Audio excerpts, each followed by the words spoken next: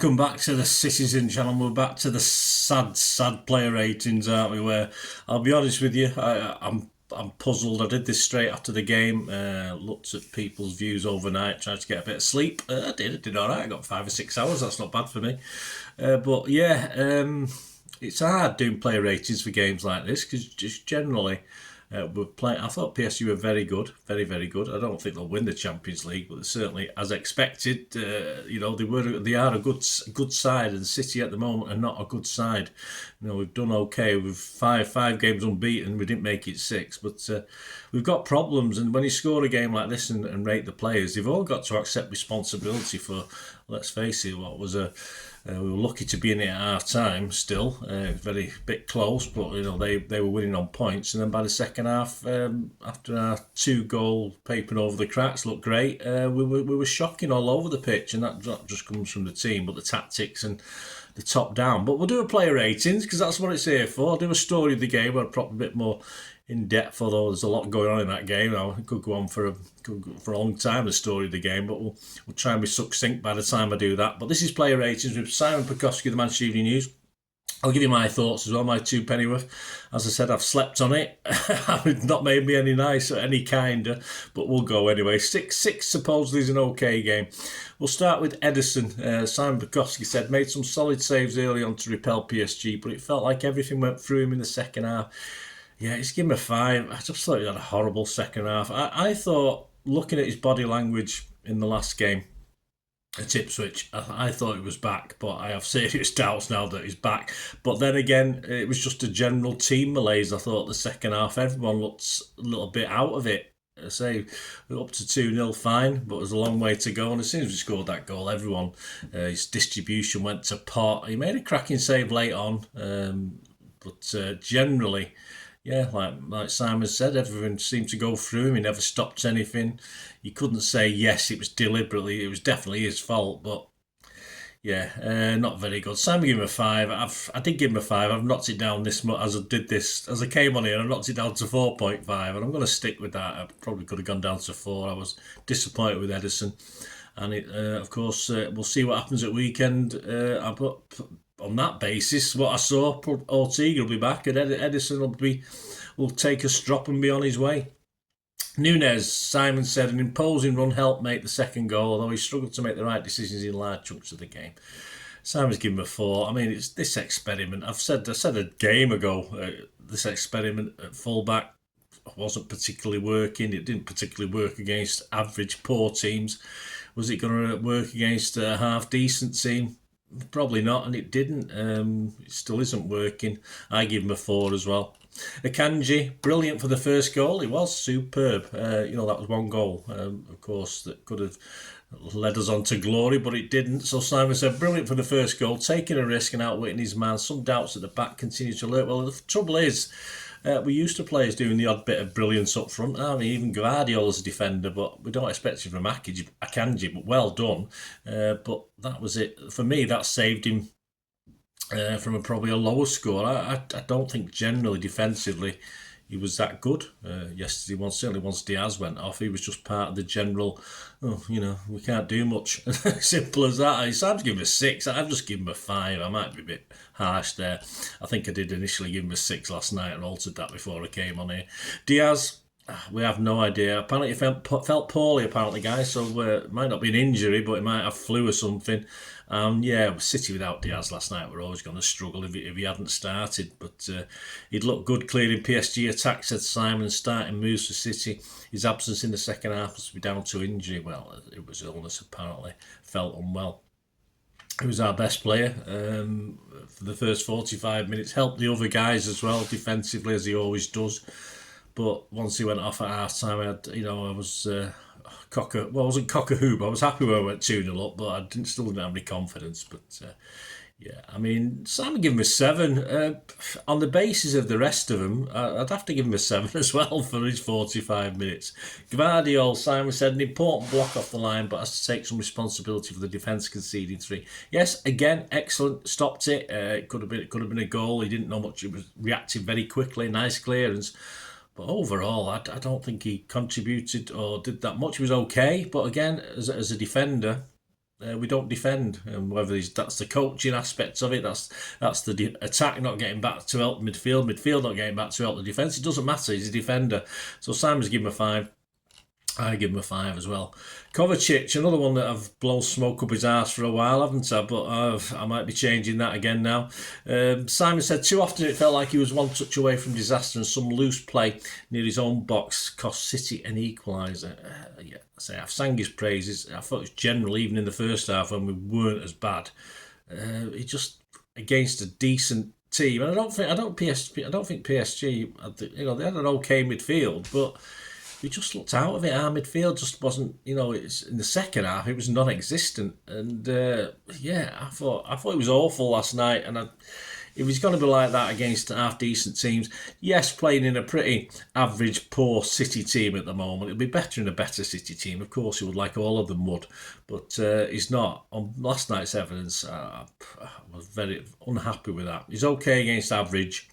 There may be big question marks when it comes to playing big games, big teams, as with most of this team at the moment. A 4 from Simon. I can't disagree. I give him a 4 as well. Bernardo, the enigma. Sometimes he looked over in the middle, said Simon. Sometimes he was integral to City doing well. Another performance that will divide opinion. It certainly will. I thought at times, it was a bit like the old Bernardo, this, and then he'd turn and give the ball away. I don't know what he does. I know what he can do, and we know what he can do in the past, but last night I thought he looked glorious at times, and other times he looked like a total fool. For every nice touch, he had a bad one. Simon's given him a 6. I think he's been generous overall. The state of the game, I've given him a 5. KDB didn't create as well as he has in recent matches, taken off early, no lack of effort though. Well, is that good enough? I mean, Simon's given him a 6, and I sort of agreed with him. I almost knocked it down to a 5. He looked okay, but that's all. Again, we know with KDB, when City are on fire, KDB does, a bit cruel to say, go missing it in really big games, but yeah, I just think he looked tired in this one. It was too much for him, and just overall, he didn't get a lot of help. So I'll stick with the 6, but I was tempted to give him a 5. Simon gave him a 6 as well. Foden, composure for the first goal, but a few too many loose touches and missed a clearance for the winner. Yeah, again, a bit like KDB. You saw glimpses. I thought he started okay. As I said, the first half, even though we did get battered, weren't the best team on the pitch. Even then, I thought he started well, and then he just faded out anyway. Missed clearance for the winner, said Simon. I don't remember that. I'd have to watch it back. This is disappointing. I just thought it was a step backwards for Phil, who's been looking as though he's been on an upward curve the last 3 or 4 games. Simon gave him a 6. I'll just give him a 5.5. Savvy, Savvy, flipping heck, I don't know. His final product let him down too often, said Simon, despite getting into promising positions. He was taken off at the break. He's given him a 6. I'd have to, it's one of those things I'd have to watch back. I didn't think he did that much in the first half. I don't think he was bad. But I'd have to watch a reel of his stuff to be totally convinced. I mean, Simon's given him a 6. There's got to be a reason he was taken off. He wanted obviously Grealish to the control of Grealish, I think. But but that's not how we've been playing. We needed a bit more flair sometimes, don't we, when we're on the attack? And at least Savvy could provide that, but whether he did last night, I don't know. Simon gave him a 6. Another weird one for me. I give him a 5.5. Haaland scored, and there was some useful team play, although he could have done better in both departments, said Simon. He scored, but I've got the builders in, I think. He scored, but not much else. A mixture of lack of service, poor control. His hold-up play was awful against decent players.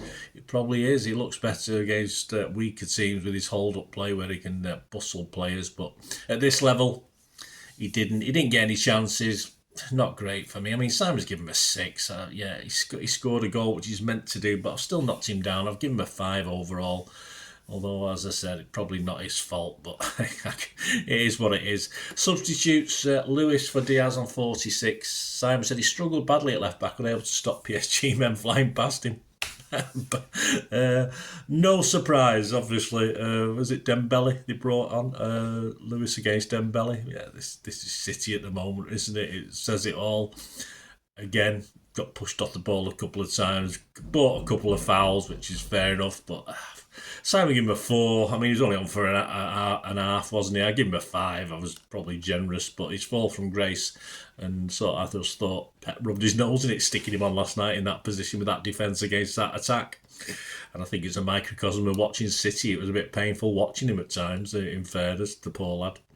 Grealish for Savvy on 46, emerging most credit after his involvement in 2 goals. Yeah, I'd say that is probably, along with Diaz, both only played one half each, but possibly our best players on the night. And he did okay. He did what we expect Grealish to do. Bought a couple of fouls, scored a goal, which is a rarity in itself, and possibly definitely our best player in the second half. So Simon's give a 7. If I give Diaz 7 for half a game, I'm willing to give Grealish a 7 as well. McAtee for De Bruyne played his way into trouble near his own box. I don't particularly remember that, but I don't particularly remember him touching it much. He had 20 odd minutes on a horrible night. It was City playing horribly.